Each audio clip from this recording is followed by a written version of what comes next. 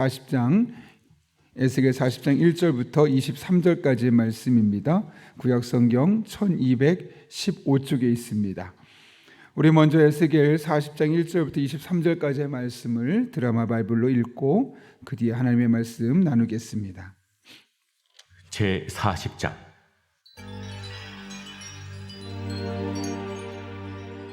우리가 사로잡힌 지 25째 해, 성이 함락된 후 14째 해 첫째 달 10째 날에, 곧 그날에 여호와의 권능이 내게 임하여 나를 데리고 이스라엘 땅으로 가시되, 하나님의 이상 중에 나를 데리고 이스라엘 땅에 이르러 나를 매우 높은 산 위에 내려놓으시는데, 거기에서 나무로 향하여 성읍 형상 같은 것이 있더라.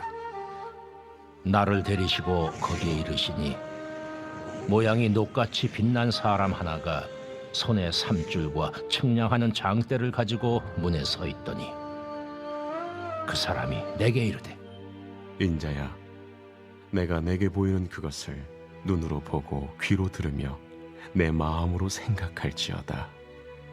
내가 이것을 내게 보이려고 이리로 데리고 왔나니 너는 본 것을 다 이스라엘 족속에게 전할지어다.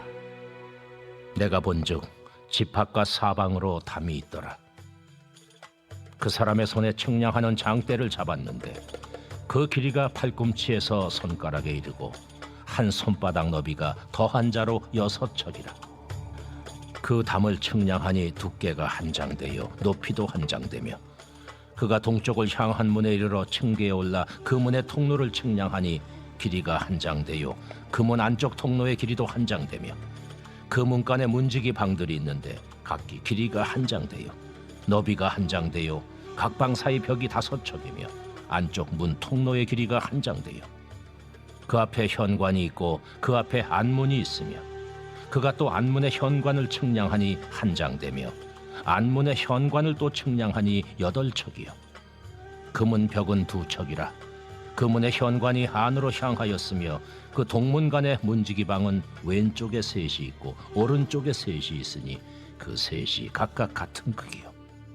그 좌우편 벽도 다 같은 크기며, 또 그 문 통로를 측량하니 너비가 10척이요 길이가 13척이며, 방 앞에 칸막이 벽이 있는데 이쪽 칸막이 벽도 한 척이요 저쪽 칸막이 벽도 한 척이며, 그 방은 이쪽도 6척이요 저쪽도 6척이며, 그가 그 문간을 측량하니 이 방 지붕가에서 저 방 지붕가까지 너비가 25척인데 방문은 서로 반대되었으며, 그가 또 현관을 측량하니 너비가 20척이요 현관 사방에 뜰이 있으며, 바깥문 통로에서부터 앞문 현관 앞까지 50척이며, 문지기 방에는 각각 닫힌 창이 있고, 문 안 좌우편에 있는 벽 사이에도 창이 있고, 그 현관도 그러하고 그 창은 안 좌우편으로 벌여 있으며, 강문 벽 위에는 종려나무를 새겼더라. 그가 나를 데리고 바깥들에 들어가니 뜰 3면에 박석 깔린 땅이 있고, 그 박석 깔린 땅 위에 여러 방이 있는데 모두 30이며, 그 박석 깔린 땅의 위치는 각 문간의 좌우편인데 그 너비가 문간 길이와 같으니 이는 아래 박석 땅이며, 그가 아래 문간 앞에서부터 안뜰 바깥 문간 앞까지 측량하니 그 너비가 100척이며 동쪽과 북쪽이 같더라. 그가 바깥뜰 북쪽을 향한 문간의 길이와 너비를 측량하니 길이는 50척이요 너비는 25척이며, 문지기방이 이쪽에도 셋이요 저쪽에도 셋이요 그 벽과 그 현관도 먼저 측량한 문간과 같으며, 그 창과 현관의 길이와 너비와 종려나무가 다 동쪽을 향한 문간과 같으며, 그 문간으로 올라가는 7층계가 있고 그 안에 현관이 있으며, 안뜰에도 북쪽 문간과 동쪽 문간과 마주대한 문간들이 있는데, 그가 이 문간에서 맞은 쪽 문간까지 측량하니 100척이더라. 아멘.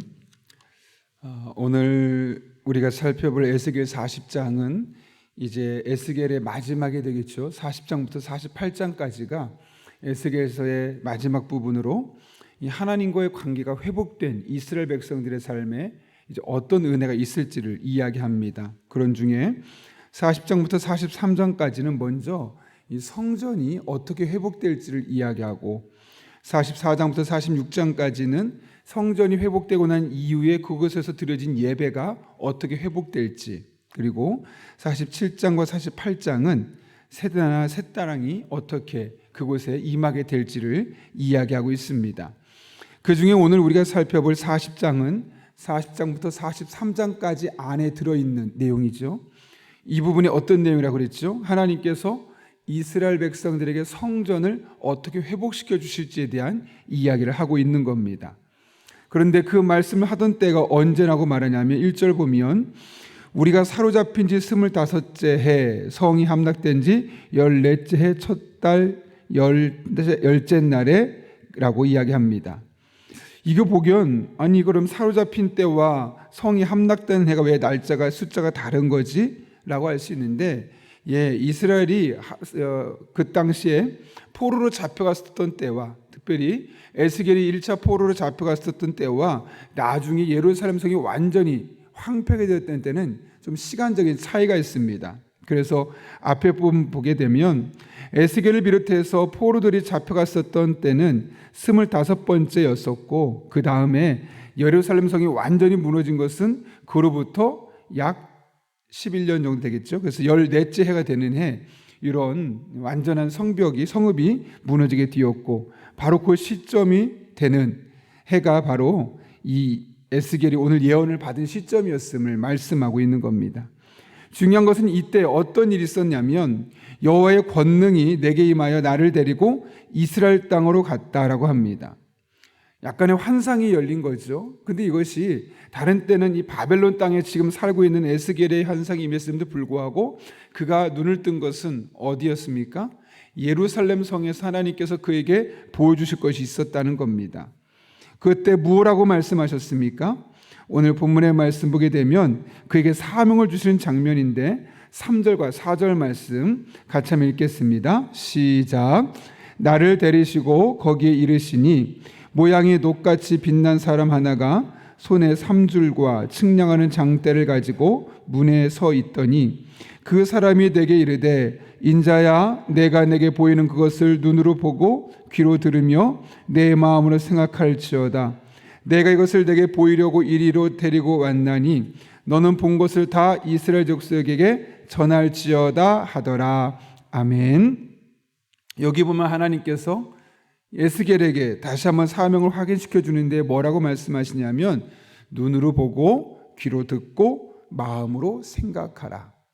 여기 마음으로 생각한다고 하니까 여러 가지를 복잡하게 네가 한번 고민해 보아라로 느껴지는데 그런 것이 아니라 원문을 보면 마음에 새겨놓고 그것을 집중하라라는 의미를 갖고 있습니다. 그렇게 해야 되는 이유가 무엇 때문입니까? 본 것을 다 이스라엘 족속들에게 전해야만 하는 사명이 지금 에스겔에게 주어져 있기 때문에 그렇습니다. 사실 5절 이후의 말씀은 이제 회복될 성전의 모습을 어떻게 지어야 될지, 어떻게 지금껏 지어질 것인지를 환상 중에 본 내용이었고 그 앞에 부분, 사실은 오늘 본문에서는 4절 말씀이 가장 중요하다고 할 수 있습니다. 하나님께서 에스겔에게 원하신 것은 무엇입니까? 본 것을 이스라엘 족속들에게 다 전하라는 것이죠.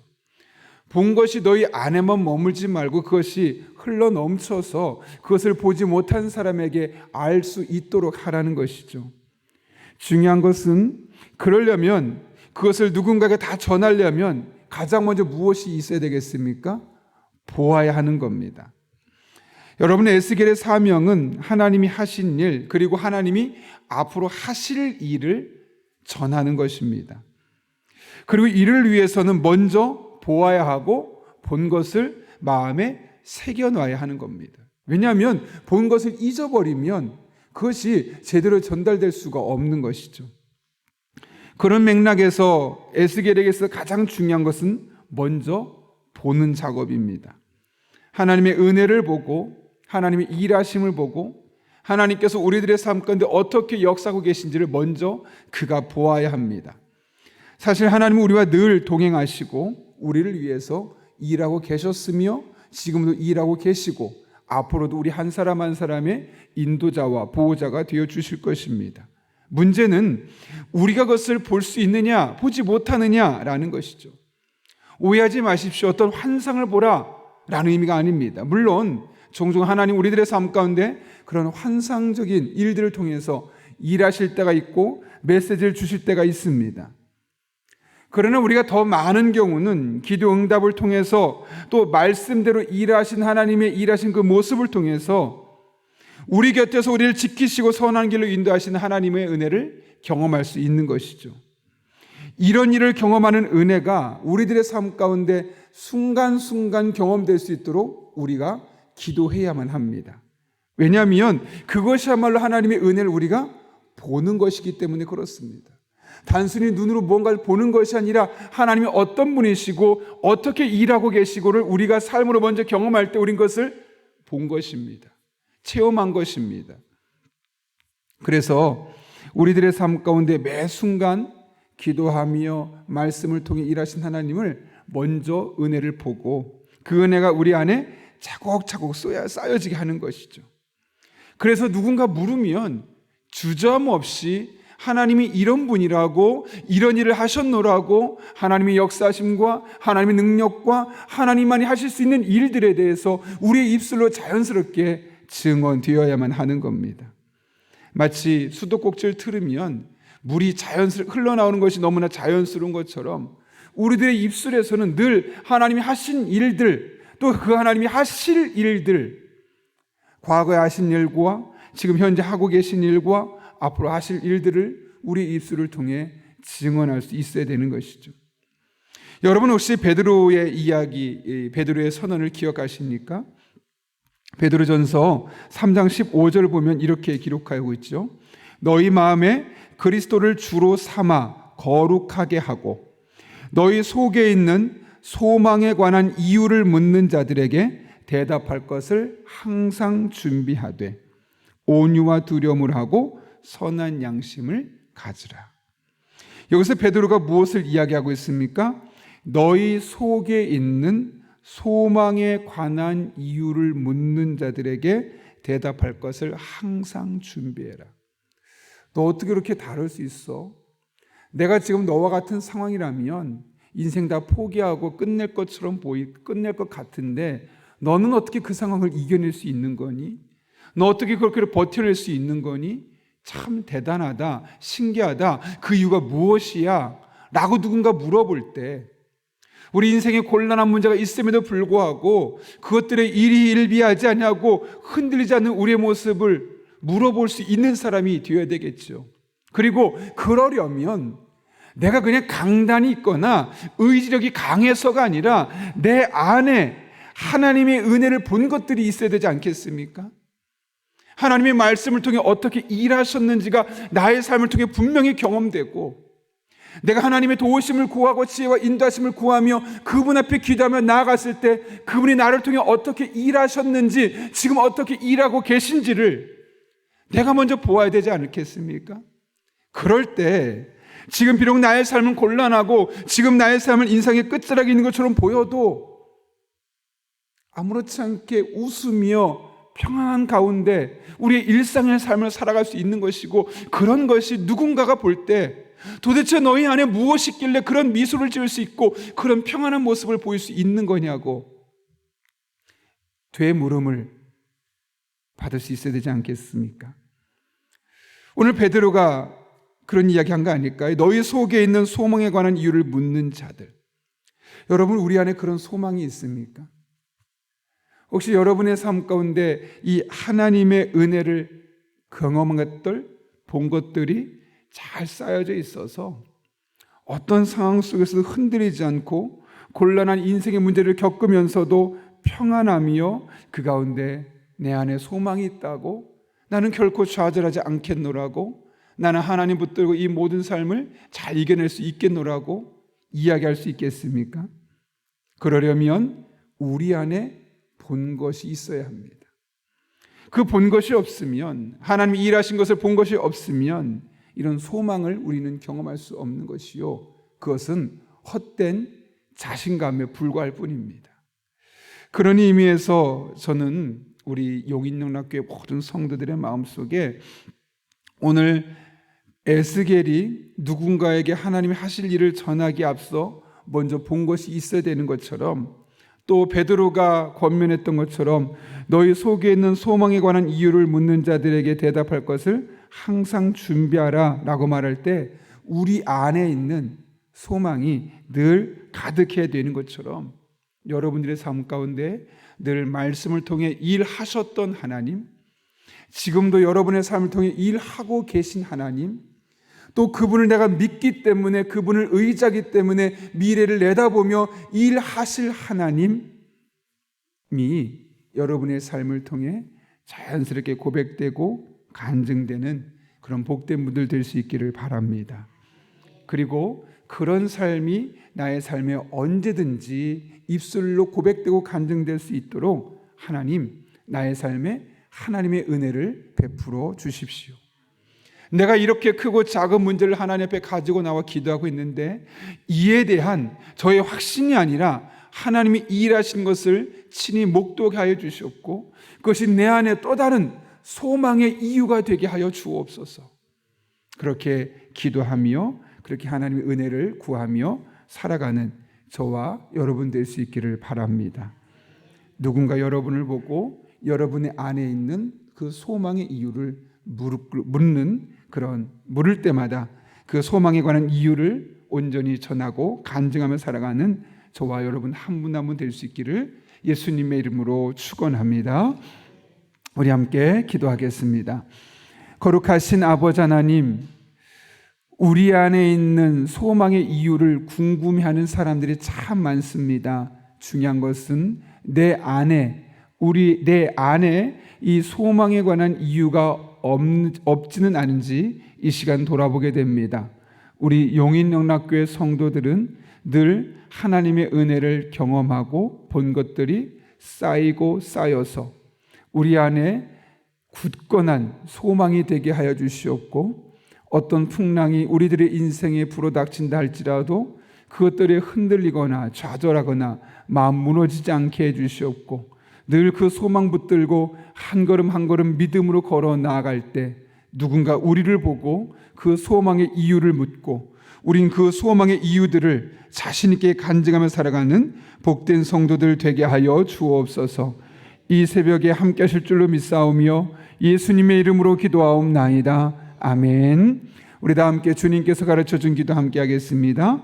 하늘에 계신 우리 아버지, 아버지의 이름을 거룩하게 하시며 아버지의 나라가 오게 하시며 아버지의 뜻이 하늘에서와 같이 땅에서도 이루어지게 하소서. 오늘 우리에게 일용할 양식을 주시고 우리가 우리에게 잘못한 사람을 용서해 준 것 같이 우리 죄를 용서하여 주시고 우리를 시험에 빠지지 않게 하시고 악에서 구하소서. 나라와 권능과 영광이 영원히 아버지의 것입니다. 아멘. 우리 함께 이 시간 기도할 때 오늘 주신 말씀을 붙들고 하나님 앞에 기도하겠습니다. 가장 중요한 것은 우리가 본 것들, 하나님의 은혜를 본 것들이 우리 안에 머물러 있게 도와주시고 이로 말미암아 이것들이 누군가에게 전달될 수 있는 은혜가 있게 달라고 특별히 우리 속에 이것들이 소망에 관한 이유가 되게 도와주시고 이것을 그 소망을 모르고 살아가는 사람들에게 언제든 증언하고 간증하며 살아갈 수 있는 우리 복된 성도들 될 수 있게 달라고 기도합니다. 그래서 우리가 기도하는 것들이 기도로 끝나지 않게 해 주시옵고 하나님 나라에서 소망에 관한 이유로 차곡차곡 쌓여지는 그런 은혜 증거들, 은혜 간증들 될 수 있게 달라고 그리고 나아가서 오늘 하루 성령으로 충만하게 해 주시옵고 오늘도 마땅히 기도할 바를 알게 하셔서 이를 통해 모든 것을 합력해 선을 이루시는 하나님의 은혜를 경험할 수 있게 달라고 기도합니다. 우리의 가정을 위해 기도하되 서로 사랑으로 하나 되는 가정 되게 하시고 불화와 갈등과 상처가 치유되며 행복이 넘치는 복된 가정으로 세워질 수 있게 달라고 기도합니다. 우리 교회를 위해 기도할 때 중보기도 팀의 기도를 들으시고 응답하시며 그의 나라와 의를 먼저 구할 때 모든 것을 더하시는 하나님을 경험할 수 있게 달라고 말씀과 함께 철력정을 통해 하나님의 선한 뜻을 깨닫고 우리는 그 말씀대로 순종할 때 하나님의 은혜를 깊이 경험할 수 있게 달라고 기도합니다.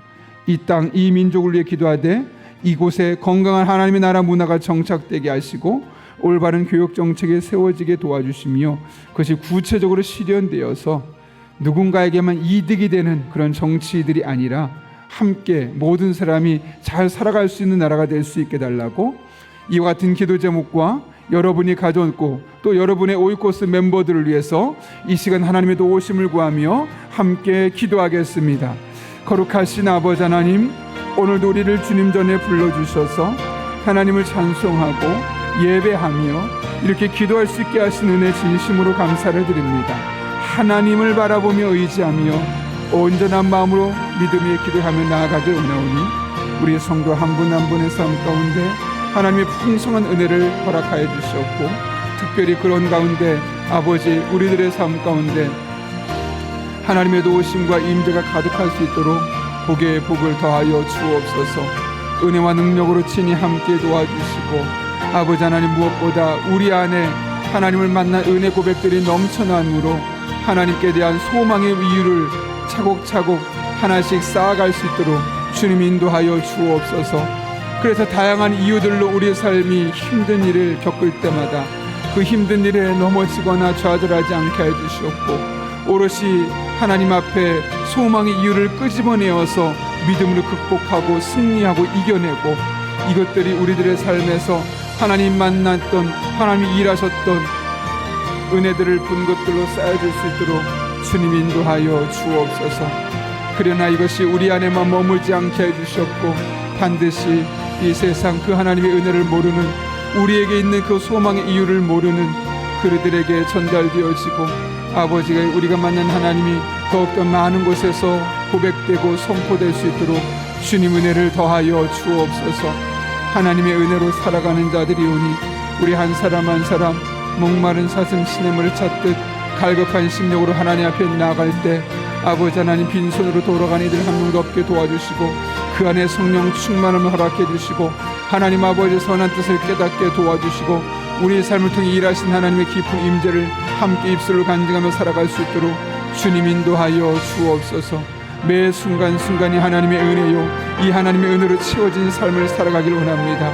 내가 의지력을 갖고 결단력 있게 살아가는 삶이 아니라 철저히 하나님만 바라보며 하나님만 의지하며 지혜와 인도하심을 구하며 능력을 구하며 평안을 구하며 그 하나님으로 말미암은 소망의 이유를 구하며 아버지 우리에게 주어진 일상 속에서 믿음으로 나아가는 주의 종들 되게 하여 주옵소서.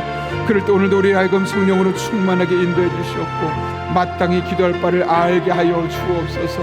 무엇을 기도해야 할지 어떻게 기도해야 될지 정말 우리가 그 하나님의 도우심을 간구하며 온전한 마음으로 기도하며 나가길 원하오니 오늘 이 하루도 우리를 하여금 성령으로 충만하게 인도해 주셔서 하나님 마땅히 기도할 바를 알게 하여 주옵소서.